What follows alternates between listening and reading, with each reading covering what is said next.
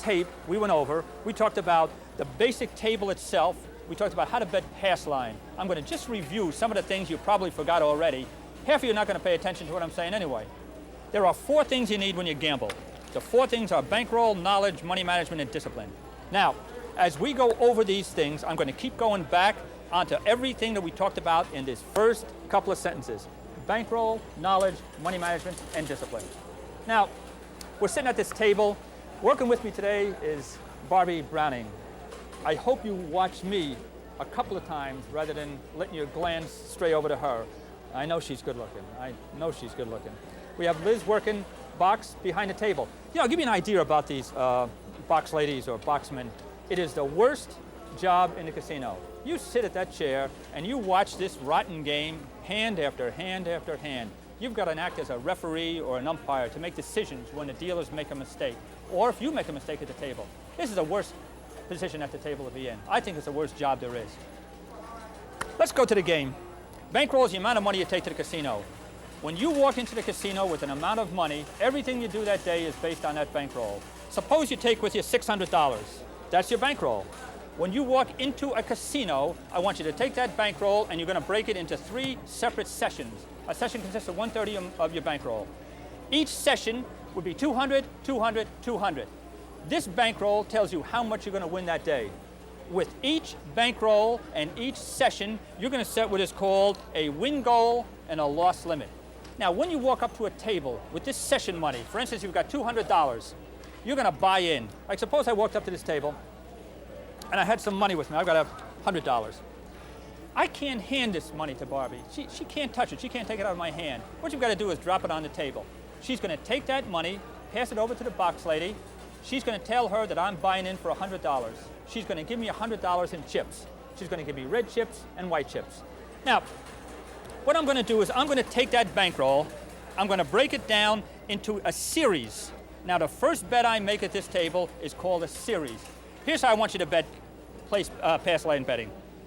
Pass line, take the odds. Let's assume 4 became the point. Now, if I'm past you, you're going to have to go back to the first tape to try to catch up. I've got to get deeper and deeper into this. We've walked up to the line. You bet on a pass line. Let's assume. Liz, can I have a couple of dice, please? There you go. Now, let's assume 4 came on the come out roll. Barbie's going to mark the 4. I'm going to take my odds. I want you to take single odds. Now, the theory of right betting is you should have 2 numbers working for you besides your point bet. What I'm going to do is I'm going to drop $12 on the table and tell the dealer, place a 6 and the 8. What she's doing now, she's giving me the 2 numbers that can be made the most number of ways other than the 7. We know that the 7 can be made 6 ways. The 6 can be made 5 ways, 8 can be made 5 ways. What I'm doing now is I'm taking the numbers that can come the most number of ways. All right, what we want to do is right off the bat, get into the advanced part of playing. If you go down to the casino and know nothing of what I'm talking about, you're a dork to begin with. So what you have to learn right now is that the amount of money you take to the casino, how do you play, how do you bet, and how do you walk, which is called discipline, is going to make the difference whether you're going to win or lose. Now, we're a pass line better. We come out. Point comes out, point is 4. You've got $5 on the pass line. You take your single odds. I want you to place $6.6 and $6.8. You do that by dropping it on the table and tell the dealer 6 and 8, please. What Barbie's going to do is mark the 6 and the 8. Hey, Barbie, point 4. Okay, now what you're doing now, you've got 3 numbers working for you. This is the way I would like to see some of you people who are just getting started with the game of craps. You do not have to bet the pass line. You know, you walk up to a right better at the table and you say, gee, what number would you like to see come as a point? And the first thing, 6 and 8. Well, then why, if you think the 6 and the 8 is so powerful, do you bet the pass line and take the chance of the 4, 5, 9, and 10 coming? You don't have to bet the pass line. What I'd like to see you do to start off with craps, bypass the come-out roll. Do not make a bet. No matter what number becomes a point, either 4, 5, 6, 8, 9, or 10, whatever becomes a point, tell a dealer, place a 6 and the 8. This is the first system I want you to listen to. This is how you'll play it. After you place the 6 and the 8, take 1 hit on either the 6 or the 8 and tell the dealer, down on my bets. Let's assume the shooter throws a 6 on the next roll. Barbie's going to pay me $7. The first thing I want you to say to her, and down on my bets. She's going to pay me the $7 and take both of my bets down. Now, you're not going to make another bet until this particular shooter that's throwing makes his point and comes out and establishes another number. Or the dice pass to the next shooter and he establishes a number. That's called a simple place 6, place 8. When you reach a profit of $50, this is what you're going to do. I'll give you 3 options. Bypass the come out roll, place a 6 and the 8 and take 1 hit. Or bypass the come out roll, place a 6 and the 8 and take 2 hits. Or bypass the come out roll, place a 6 and the 8 for $12 each and take 1 hit. Now you've got 3 options and you do that till you get ahead $100. When you get ahead $100, you're going to bypass the come out roll, place a 6 and the 8 for $12, take 1 hit, or bypass the come out roll, place a 6 and the 8 for $6 each and take 3 hits. You notice the amount of variations you have all the time utilizing only the 6 and 8. That's the simple place system. Let's assume now you're a pass line bettor. You bet the pass line, you take the odds, 4 became the point. You tell the dealer, 6 and 8 please. Now what she's going to do is place $6.06 and $6.08. Now this is for a little bit more advanced player. The whole key to playing craps is how you handle the place betting on the numbers in the center of the table. First hit, suppose the 6 or the 8 comes. First hit, same bet. Second hit, press it. Third hit, make it look like 6. Now here's what we're going to do. Hey Barbie, let's make believe the 8 comes. So I'm going to tell you, same bet. Now she's going to pay me $7. It hits again. I say to her, press it. What she's going to do is press up the 8, give me $1 change. Now you've got $14 riding, $12 riding. Let's assume on the next hit, 8 comes again. I'm going to say, make it look like 6. What you're doing now is regressing your bet down. She's giving me $14 and she's making the $8 bet look like $6 on the 8, okay? Now the 6 works independently of itself. We're only talking about the 8, which is hit 3 times. First hit, same bet. Second hit, press it. Third hit, make it look like 6. Let's assume it hits the 4th time. You're going to have options. Listen to these options.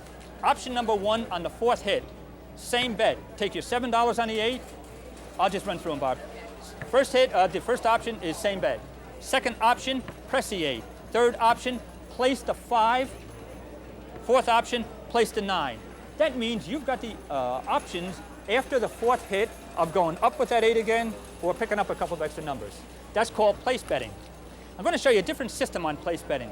Let's assume we walk up to the table, kill those numbers, Barb. This is called 41, no 10. Now, the number of ways that you can bet at a table is based, the number of ways you can lose at a table is based on the number of ways that the 7 can beat you. Do you ever see these guys walk up to a table and say, 22 inside, please?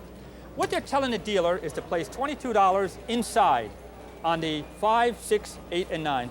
$22 inside. Tell the dealer $22 inside. Oh, I'm sorry, Brian. We've got 41, no 4, 41, no 10, $3 hard 10, $10 10, $10 4. Sound complicated? You know what you've got now? What you've taken now is that 7, which could beat you. You've got $22 inside, which is a power hit for the 5, 6, 8, or 9. If either the 5, 6, 8, or 9 comes in, you're going to win $7. You've got 41, no 10, but you've placed a 10. You've got 41, no 4, but you've placed a 4. You've cut down the chances of losing on the 4 or the 10. You would lose $41 if the 10 comes in, for instance.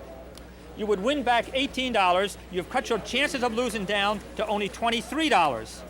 Now, the number of ways you could lose is still the same, but you've cut your dollar amount down. If the 7 comes, we're going to lose all of our inside bets, which is 10, 20, $42. Right, Barb? 42? She nodded. I must be right. First time today.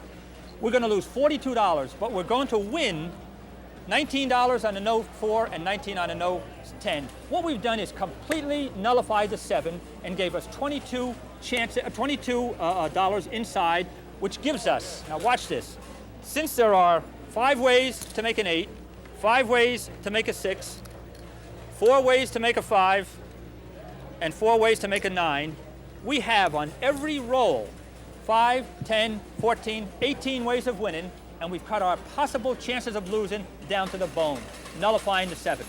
This is called a double hedge against the inside bets, okay? Okay, we'll kill them, Barb.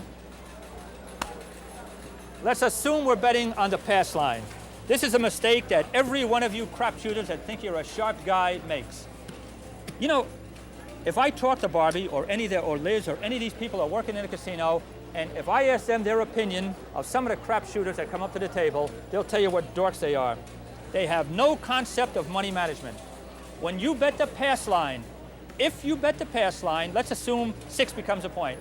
Barbie's going to mark the 6. Let's just assume you're just betting the pass line. It doesn't matter what you're doing inside. I've already told you the progression of betting on the place bets, and we're going to give you an advanced system in a second.